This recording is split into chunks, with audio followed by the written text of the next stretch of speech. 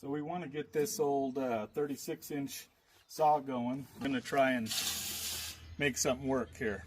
Here I have a little table I can mount the saw in some way over the side of it. Here's a piece of an old sign that we've had this metal on the property for a while, and here I think I can get a good use out of it.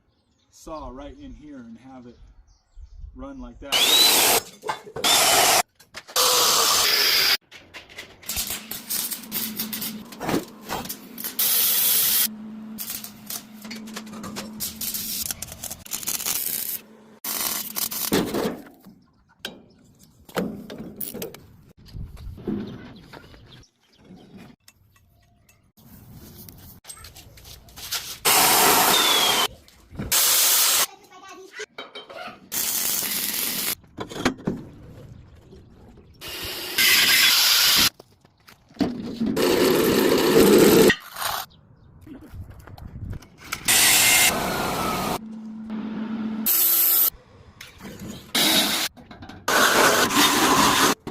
So we did some few more modifications here just to get this thing ready to go, but now we're ready to cut a rock.